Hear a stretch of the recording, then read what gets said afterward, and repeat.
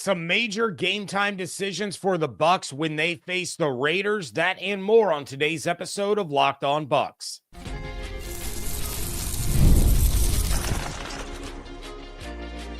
You are Locked On Buccaneers, your daily Tampa Bay Buccaneers podcast. Part of the Locked On Podcast Network, your team every day. What's up, and welcome into this live preview episode of Locked On Bucs, your daily podcast covering the Tampa Bay Buccaneers, part of the Locked On Podcast Network, your team every day. I want to thank you for making Locked On Bucs your first listen or view every day. Don't forget you can subscribe or follow for free on YouTube or wherever you get your podcasts.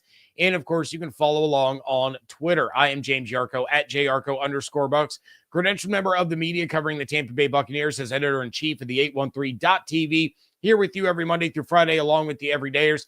And for that, I want to share my appreciation for your continued support of the show. One of the ways you can support the show is become a Locked On Bucs insider. You're going to get news, rumors, updates, general thoughts, one-on-one conversations with me via text message. Go to joinsubtext.com/LockedOnBucs or click the link in the show notes to become an insider today.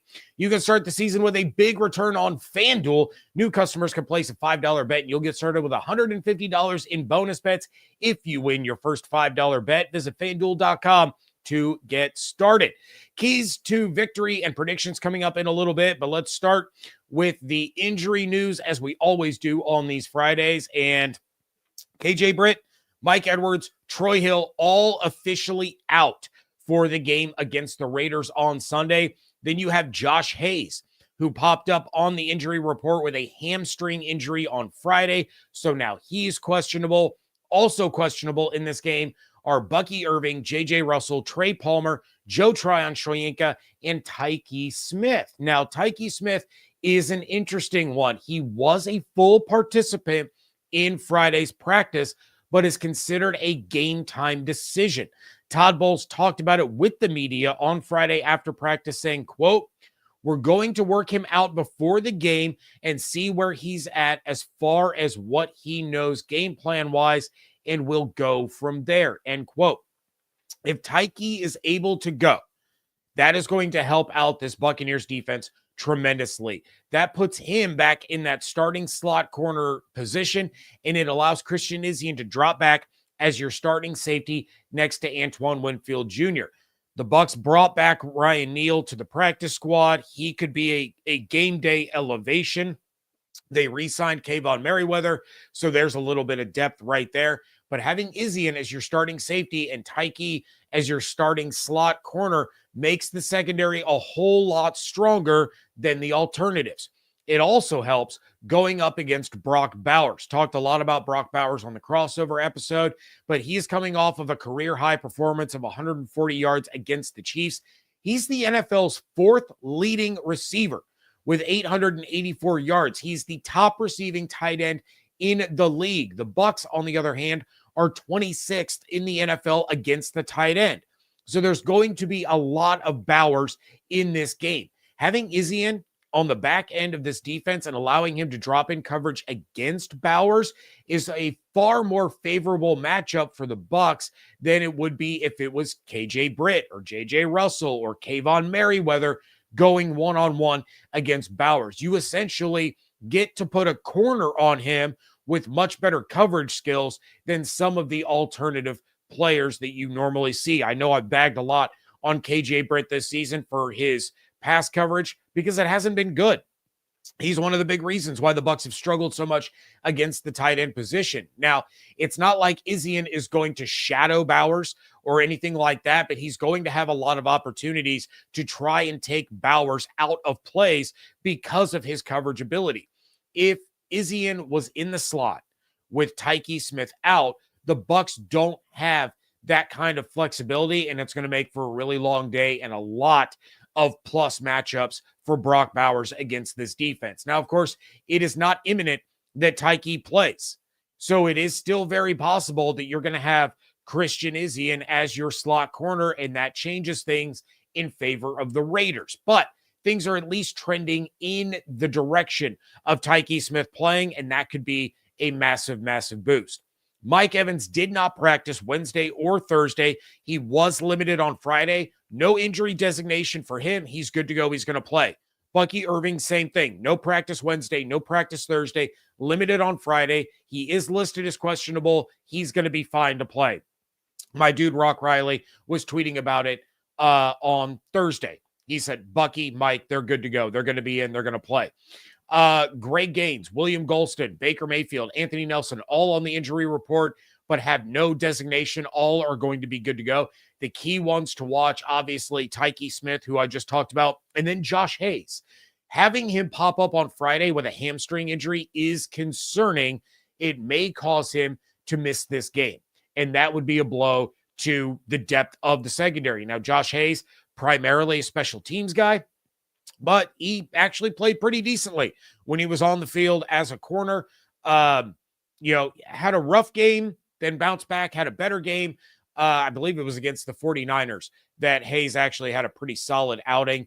If he can't go, of course, that is not great for the depth, knowing that the Bucs are probably going to have a player in the secondary leave this game with an injury because it happens in every game, and why would this be any different? As for the Raiders, they only have 2 players ruled out: cornerback Nate Hobbs, running back Zamir White. We already knew that White was going to be out for this one. Q and I talked about it on Crossover Thursday. And then tight end Justin Shorter is doubtful. That isn't going to play into this game very much. They have Bowers. They have Michael Mayer back. So that's kind of if he doesn't play, you're probably really not even going to notice. Then questionable for the Raiders are running back Alexander Mattison and wide receiver Jacoby Myers. Now, Myers did not practice on Thursday with an ankle injury. He was limited on Friday. Now, I think he plays. I don't think he's going to miss this one, but that's definitely something that you're going to want to keep an eye on during the game, is how well he is moving, having an ankle injury pop up late in the week. How sharp are his cuts? How effective is he trying to get open? Is he limited on the kinds of routes he is able to run?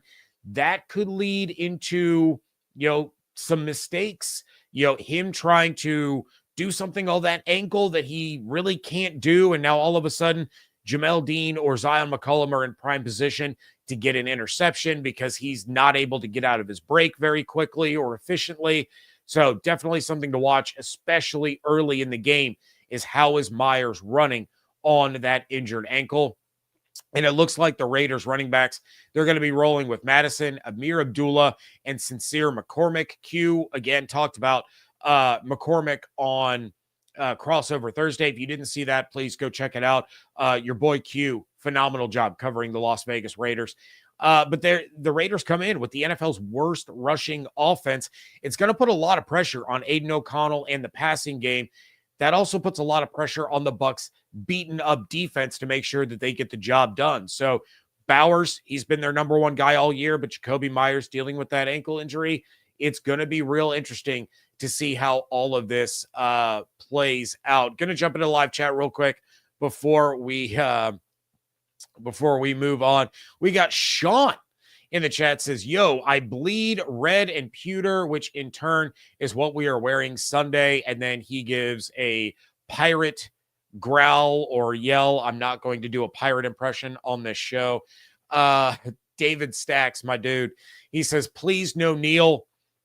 Look, do not be surprised if he is an elevation from the practice squad on Sunday, if nothing else, just for depth and potentially special teams purposes. He knows the system. He knows this defense. But if Josh Hayes can't go, they're going to need bodies. Ryan Neal would be a guy that they can elevate. Whether that means that he actually gets any playing time or not is a completely different story. And then completely off topic, but I will entertain anyway. Sean says, hey, James, did you hear about Deadpool and Spider-Man?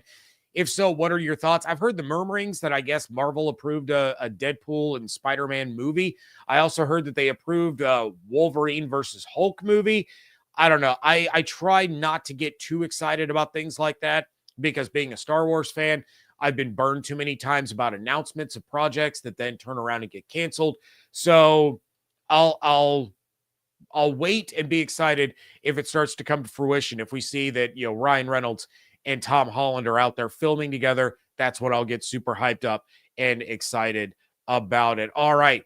Taking a look at the biggest key for each side of the ball. That is next on today's episode of Locked On Bucs, part of the Locked On Podcast Network, your team every day. Nothing delivers comfort and joy quite like the unrivaled quality and taste of Omaha Steaks.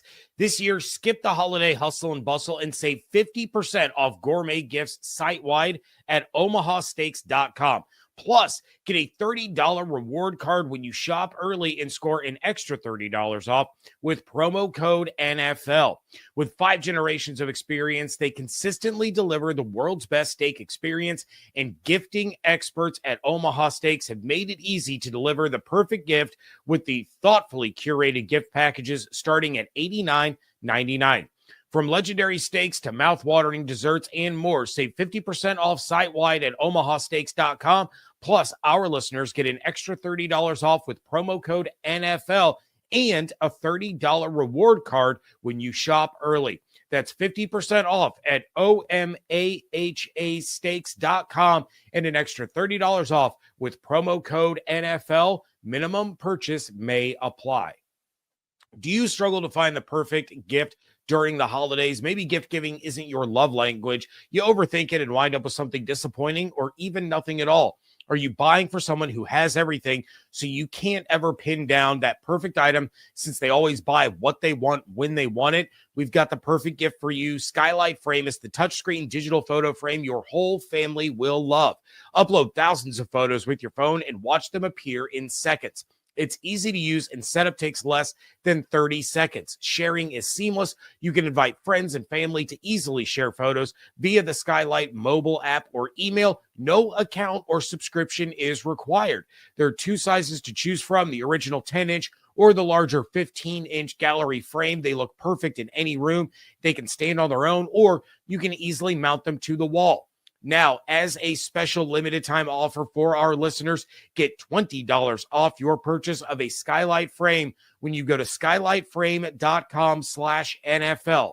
That's SKYLIGHTFRAME.com/NFL. Get $20 off your purchase now at skylightframe.com/NFL. Thank you again for making Locked On Bucs your first listener review every single day. The new Locked On NFL is here, and it's 2 shows every day. You got the Madman Tyler Rowland in the morning. You got Tony Wiggins in the afternoon. Add in the Locked On local experts. You get unprecedented NFL insight, hot opinions, detailed breakdowns, all in 30 minutes. It's the new Locked On NFL, and it's twice a day. So make it your second listen at the new Locked On NFL on YouTube or wherever you get your podcast. I saw Demon Hunter in the chat. He says, is it too much to ask that the league gives Max Crosby a random European vacation to be used this weekend? It is too much to be asked. Now, maybe if we had thought a little more ahead of time and started to GoFundMe to do that for him, that would have been possible, but that's going to be a tough challenge for Tristan Wirfs on a bad knee. Definitely one of the toughest matchups that he has all season long. A 100% Tristan Wirfs, I'm not concerned. I'm really, truly not. A injured Tristan Wirfs that's out there playing, I just hope that he gets through the game. He keeps Baker upright as best he can and does not aggravate that knee injury and misses any more time. So it's definitely going to be a tough matchup. But Max Crosby is one of the best in the business at what he does. You got to tip your hat to him when he wins his reps and understand that that's why he is who he is. Demon Hunter says, why should I start a GoFundMe for a guy who makes millions? Maybe he should make one for us. Well, because if you want him to miss a game, you have to incentivize him. That's why. I didn't say that we should. I just said that maybe if we did. Is the point that I was trying to make. But yeah, you have to incentivize him. Obviously, he can pay for his own European vacation, but you can't take one of those in the middle of the season if you're an NFL player. But anyway, keys to the game in this one. Offensive key to this one, in my opinion, is come out firing. Obviously, Bucky and Rashad need to do their thing on Sunday, but to me, The Bucs need to set the tone and establish the way this game is going to go from the jump. And that means slinging the ball all around the field. Mike Evans is going to be able to feast against these Raiders corners. Again, I'll remind you, their defense is pretty solid, but this is a mismatch for Evans anytime he's one-on-one. Outside of Jamar Chase, the Raiders have not really had to face a receiver of Evans' caliber this season, like at all. So he needs to get the ball early and often in this one. Then it's time for a little redemption for Cade Otton. He had a rough week last week. He had some bad drops that are kind of uncharacteristic for him, and the Raiders can be had against the tight end. The Bucs may be 26th in the league against the tight end position, but the Raiders are 31st. So this is a game where Otton can get the kinds of targets, receptions, and yards that he had when Evans was out. He can be the chain mover, the safety valve, the big body over the middle on third down, keeping drives alive, the red zone threat that he was. This is a Cade Otton bounce back game. Mike Gesicki of the Bengals went for 102 touchdowns against this Raiders defense. You can get them with the tight end, and everyone is going to expect the Bucs to come out and force feed Bucky Irving after the last two games that he has had. And I still expect Bucky to have about 15 touches in this game, but this needs to be a pass-heavy approach early on. Evans, Otton, Shepard, Bucky and Rashad out of the backfield, sprinkle in McMillan, sprinkle in Trey Palmer. There's no reason it should take Baker into the third quarter before he has 100 passing yards in this game. Come out of the gates firing, get that quick early lead. Then you turn to Bucky and Rashad and Sean Tucker to drag things out a little bit. Get those extended 12, 15 play scoring drives, grind out the clock. The more you throw it successfully early on, the less punishment that injured hip of Bucky Irving's is going to take. Flipping it over defensively, it's the same as last week, but you got to take it up a notch.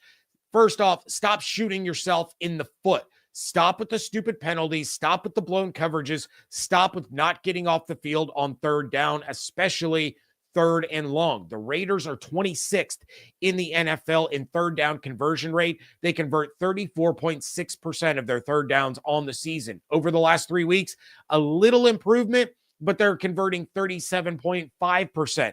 On the road, they actually convert more than they do in their own stadium. They convert 36.8% of third downs on the road compared to just barely over 31% at home.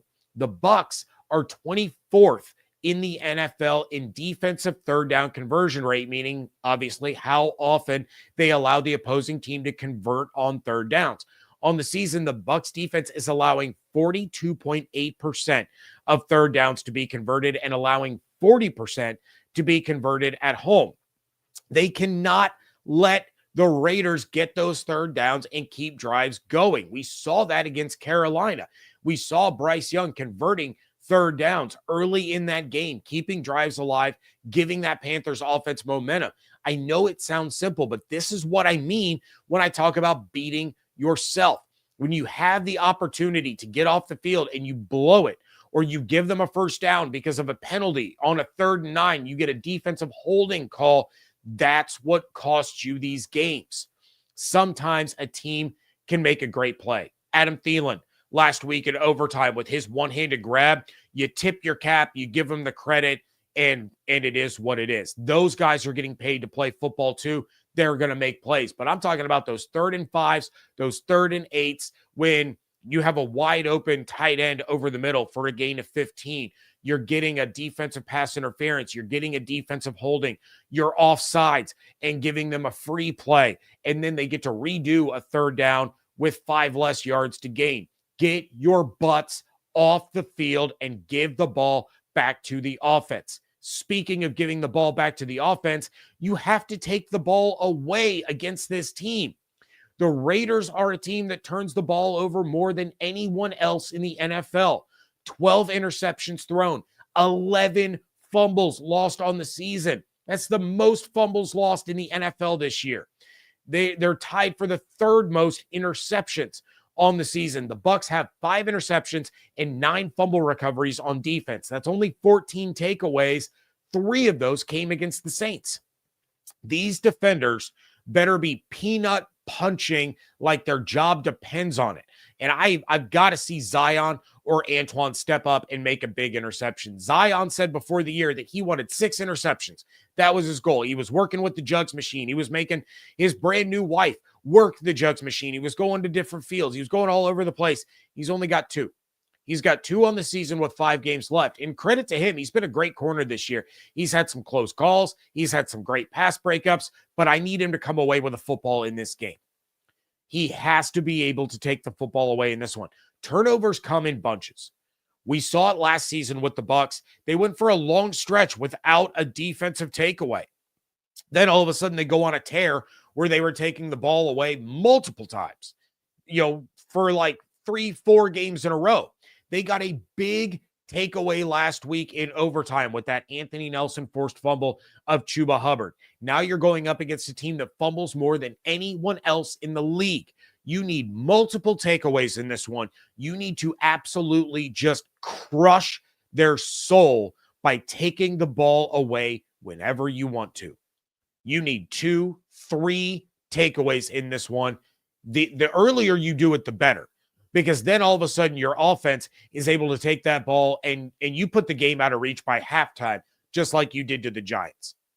If you're getting a takeaway on their first or second possession of the game and you turn that into a touchdown and now all of a sudden they're staring down the barrel of a 14-point deficit and they have to throw the ball, that's when Todd Bowles is at his best. Even shorthanded, that's when he's at his best because he's pinning the ears back, he's sending blitzes, he's creating pressure, and you can force Aiden O'Connell into even more mistakes if you put yourself in that situation. But it starts with the defense taking the ball away. The Raiders aren't going to give it to you. You got to take it, but no team gets the ball taken from them more than these Las Vegas Raiders. Going to jump into the chat real quick. We got Tones. He says, what about Sean Tucker? We haven't been using him. Why? Did I miss something? Well, they used him against the Giants.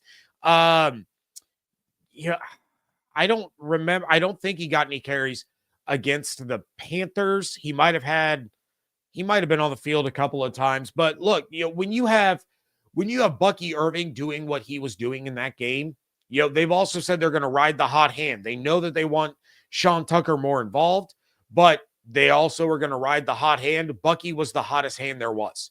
He's NFC Offensive Player of the Week. He was the hottest hand you could possibly have. You got to ride with it. Don't let him get cold. And then even when he went out with that hip injury, Rashad was doing some good things. So Sean Tucker is more of a situational running back. He's kind of that goal line dude. We saw them bring in Vita Vea to block for him.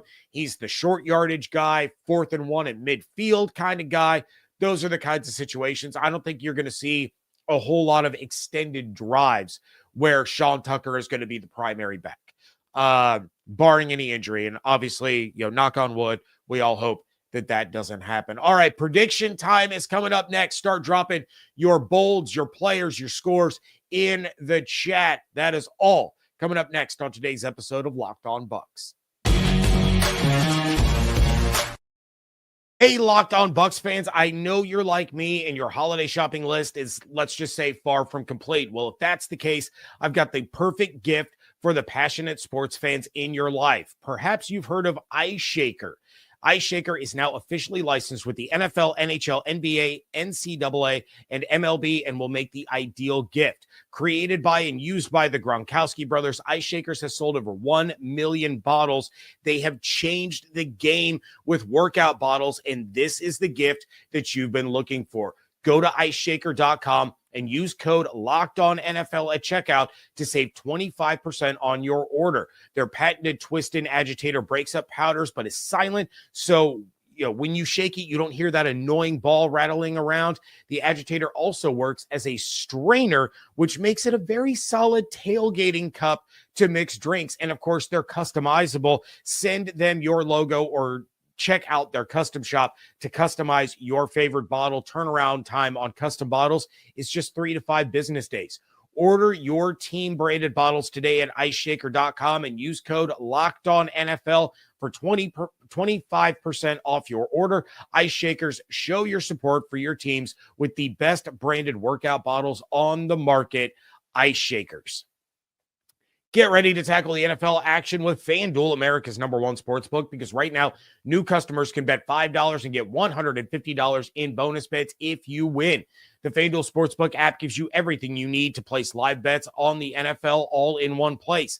So when you get a hunch in the middle of a game, you can check out the latest stats, view live play-by-play, and so much more on the same page where you place your bets. The Buccaneers are 6.5-point home favorites against the Las Vegas Raiders with an over-under of 46.5.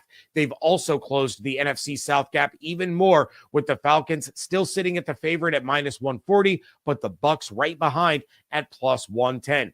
Visit FanDuel.com to join today, and you'll get started with $150 in bonus bets if you win your first $5 bet. That's FanDuel.com. Never waste a hunch. Make every moment more with FanDuel, official sportsbook partner of the NFL. Wrapping things up here on a live Friday edition of the Locked On Bucs podcast. Going to jump into the chat real quick. Scotty J, I see you in there. Where'd you go? Oh, goodness. There it is. I can't help but look at our final schedules, and Atlanta has a cakewalk. Crystal Ball says both teams are 9-8, and we sit for the playoffs. The injuries just hit us hard. I do not think that the Falcons have a cakewalk by any means. I do agree that they're going to finish 9-8. I still think the Bucs finish 10-7. I really, truly do. Yeah, the most challenging game that they have left is the Chargers. Cowboys on the road in prime time. We know how the Bucs play in prime time, but yeah, I think that's a very winnable game. But look, the Falcons are at Minnesota, then they're at Vegas, home against the Giants, at the Commanders. I think they're losing to the Vikings and the Commanders, and then they get the Panthers at the end of the year. Dave Canales and the Panthers are not going to lie down for anybody. I mean, they're going to be out of the playoff hunt, but there's going to be guys playing for their jobs. There's going to be coaches coaching for their jobs. The Panthers are not going to lie down. And Kirk Cousins is Kirk Cousining in the month of December. So, yeah, I definitely would not call Atlanta's road a cakewalk. It's definitely harder than the Bucs road is. One team above 500. And for that matter, the Falcons have beaten one team that's above 500 all season. So they got 2 more on their schedule. It'll come down to the wire. It'll come down to the last game. But let's go ahead and do the predictions. My predictive player of the game in this one is Mike Evans. I think the mismatch here is going to be a big one. You heard Q talk about Mike Evans on yesterday's crossover and the challenge that the Raiders face going up against him. He's the leader. He's the longtime veteran. Evans has to set the tone in this game. He was eased back in against the Giants, got a little more work against the Panthers. It's time for him to go full speed ahead and just take over this game. I'm thinking he's going to get double-digit targets, double-digit receptions. We're talking over 100 yards in this one, probably a score. He has to be that kind of dude in this game. And not to mention, it's his first home game since leaving in front of the Bucs fans on that Monday night loss to the Ravens. He's going to be hyped to be back in front of the crew. I expect big things out of Mike Evans in this one. My bold prediction: defense gets the job done against Bowers. The Bucs have been awful against the tight end. They have. Tommy Tremble was carving them up for the Carolina Panthers last week for God knows what reason. Juwan Johnson, Mark Andrews, Kyle Pitts, Travis Kelce, all these guys had big games. George Kittle, all had big games against the Bucs. Now they're facing the top receiving tight end in the league. O'Connell is going to lean on him a lot, and I think Izien, Antoine, and Levante all live up to the challenge. I'm going to say Brock Bowers finishes with under 60 receiving yards and no touchdowns in this game. Then for my score prediction, I think the Bucs win this one. I do. I'm not as confident in the margin of victory as I was last year. Last week, that bit me in the butt pretty hard. But I do think it's a comfortable win. You're probably looking at a late garbage time score for the Raiders, but I'm going to take the Bucs to this one 30-24. 20. All right, let's jump in and see what your guys' predictions are. Scotty J is guessing a very narrow victory. He says 24-23 Bucs. Bantry says Bucs score 34. Defense holds Las Vegas to single digits.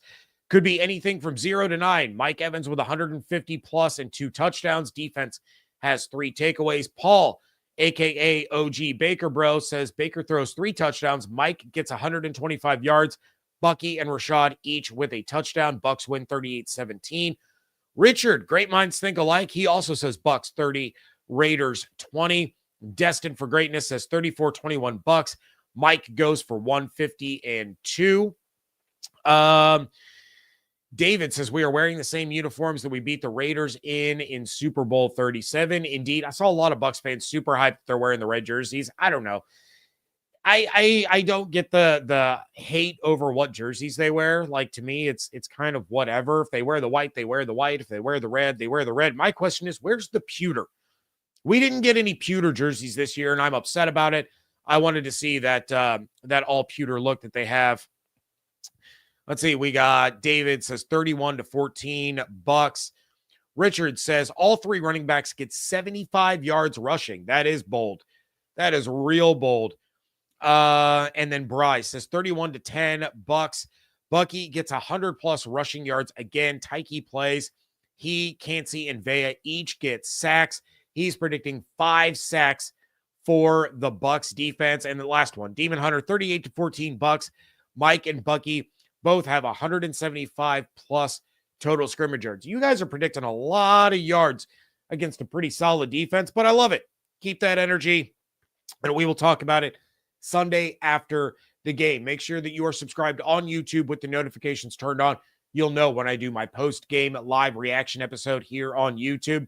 In the meantime, check out everything going on over at the 813.tv. Follow on Twitter at Locked On Bucs, at JYarcho_Bucs. Subscribe on YouTube and, of course, your favorite podcast platform. And become a Locked On Bucs insider. Go to joinsubtext.com/LockedOnBucs or click the link in the show notes to become an insider today. Hope you all have an absolutely outstanding weekend. Stay safe, stay healthy, fire the cannons.